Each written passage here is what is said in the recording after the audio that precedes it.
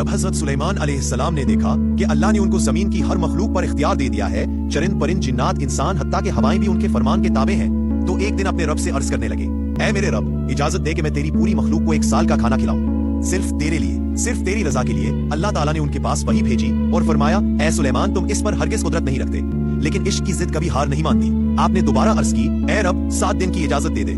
जवाब फिर आया, ऐ सुलेमान, तुम इस पर भी कुदरत नहीं रखते। फिर तीसरी बार दिल टूटने के अंदाज में अर्ज की, या इलाही, एक दिन ही सही, सिर्फ एक दिन में तेरी मखलूक को खिला दूं। और तब रहमत का दरवाजा खुला, ऐ सुलेमान, तुम इस पर कादिर नहीं हो, मगर हम तुम्हें एक दिन की इजाजत देते हैं। बस फिर पूरी दुनिया हरकत में आ गई। जिन्नात को हुक्म मिला और जमीन पर मौजूद हर हलाल जानवर इकट्ठा होने लगा। गाय, बैल, भेड़े, बकरियां, परिंदे सब एक मैदान में जमा होने लगे।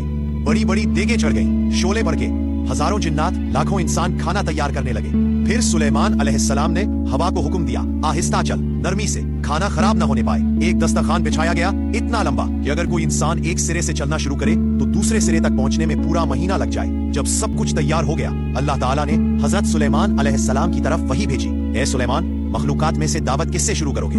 आपने फरमाया, या रब, समंदर की मखलूक से। अल्लाह ताला ने समंदर की एक बड़ी मछली को हुक्म दिया कि वो सुलेमान अलैहिस्सलाम की दावत में शरीक हो। मछली ने सर उठाया और कहा, ए सुलेमान, मैंने सुना है कि आज तुम मेरी जियाफत करोगे। सुलेमान अलैहिस्सलाम ने फरमाया, हाँ, तुमने ठीक सुना, आओ और खाना शुरू करो। मछली आगे बढ़ी और दस्तरखान के एक किनारे से खाना निगलना शुरू किया और थोड़ी ही देर में बर्तनों समेत सारा खाना खत्म कर दिया। फिर उसने आवाज दी, ए सुलेमान, मुझे मजीद खाना दे, मेरा पेट अब तक नहीं भरा। हजरत सुलेमान अलैहिस्सलाम हैरान हुए और फरमाया, तुमने तो सब खा लिया, दूसरों का खाना भी निगल गई, फिर भी पेट नहीं भरा? मछली ने कहा, ए सुलेमान, क्या मेहमान को मेजबान ऐसा जवाब देता है? जान लो, मेरा रब रोजाना मुझे इससे भी ज्यादा रिस्क देता है। आज मेरा रिस्क आपने अपनी तरफ रोक लिया, इसीलिए मेरा पेट नहीं भरा। ये सुनकर हजरत सुलेमान अलैहिस्सलाम अल्लाह के सामने सजदे में गिर पड़े और कहने लगे, पाक है वो जात जो अपनी मखलूक को ऐसे तरीकों से रिस्क देती है जिनका हम गुमान भी नहीं कर सकते। अल्लाहु अकबर, कैसा रब है और कैसा राज़िक है। काबा को तो हर मुसलमान जानता है, मगर क्या आप जानते हैं कि काबा की असल हकीकत कुरान के मुताबिक क्या है? काबा दुनिया का पहला घर था जो इबादत के लिए बनाया गया। सबसे पहले यह फरिश्तों ने तामीर किया। बाद में अल्लाह ताला ने हजरत इब्राहिम अलैहिस्सलाम को हुक्म दिया कि काबा को दोबारा तामीर करें, और फिर फरिश्तों का किरदार दोबारा अहम हो गया। हजरत जिब्रील अलैहिस्सलाम, जो अल्लाह के अजीम फरिश्तों में से हैं, ने हजरत इब्राहिम अलैहिस्सलाम को काबा की असल जगह दिखाई। रिवायत में आता है कि हजरत जिब्रील अलैहिस्सलाम ने एक बादल की शक्ल में आसमान से इस मकाम का निशान लगाया। हजरत इब्राहिम अलैहिस्सलाम और उनके बेटे हजरत इस्माइल अलैहिस्सलाम ने पत्थरों से काबा की तामीर शुरू की और हजरत जिब्रील अलैहिस्सलाम उन्हें रहनुमाई देते रहे कि किस तरह यह इमारत बनानी है। हजर अस्वद जो जन्नत से आया था, फरिश्तों के जरिए ही काबा तक पहुँचाया गया। हजरत जिब्रील अलैहिस्सलाम ने यह पत्थर हजरत इब्राहिम अलैहिस्सलाम के हाथ में दिया ताकि वह इसे काबा के कोने में रख दें। जब इमारत ऊंची होती गई तो हजरत इब्राहिम अलैहिस्सलाम के लिए पत्थर उठाना और लगाना मुश्किल हो गया। तब फरिश्तों ने उन्हें एक खास पत्थर दिया,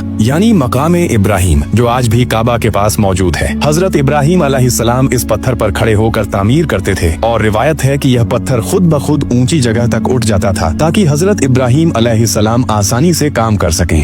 कयामत बहुत ज्यादा करीब है। आइए कुछ कयामत की शुरू होने की निशानियां जानते हैं और आप कमेंट्स में बताओ कि ये सब दुनिया में हो रहा है या नहीं। पहला, शराब पीना आम हो जाएगा। दूसरा, जीना आम हो जाएगा। तीसरा, वक्त की बरकत चली जाएगी। आप काम तो करोगे लेकिन ऐसा लगेगा कि वक्त बहुत जल्दी पास हो रहा है। फोर्थ, अर्थक्वेक बहुत ही ज्यादा बढ़ जाएंगे। फिफ्थ, यूफ्रेटिस करके एक रिवर है वो सूख जाएगा। सिक्स्थ, अरब में ग्रीनरी आ जाएगी। ग्रीनरी क्या, आजकल तो अरब में बहुत कुछ आ चुका है। सेवन, 4 कैरेक्टर्स आएंगे। दज्जाल आएगा, याजूज माजूज की कौम आएंगे, इमाम मेहदी आएंगे और ईसा अलैहिस्सलाम आएंगे। पर याद रखना, ईसा अलैहिस्सलाम नबी नहीं, नबी की उम्मत बन के आएंगे। 8, सूरज वेस्ट से उठेगा और तौबा की दरवाजे बंद हो जाएंगे। 9, आखिर में एक अच्छी सी हवा चलेगी जिससे ईमान वालों की मौत आ जाएगी। अल्लाह हम सबको कयामत की अजाब से बचाए। सभी नीचे कमेंट करो, आमीन। बेशक वो मुसलमान जो अपने गुनाहों की वजह से जहन्नम में डाले जाएंगे, उन्हें एक दिन निकालकर जन्नत में दाखिल कर दिया जाएगा।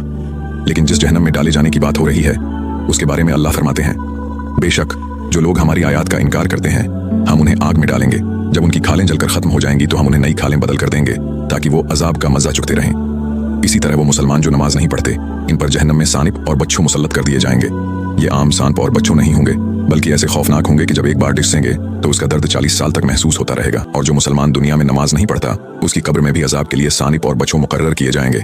ये अजाब क़यामत तक जारी रहेगा और वो शख्स दर्द और तकलीफ में मुब्तला रहेगा। अल्लाह हमें सच्चे नमाजी और नेक बंदों में शामिल फरमाए और जहन्नम के अजाब से महफूज रखे।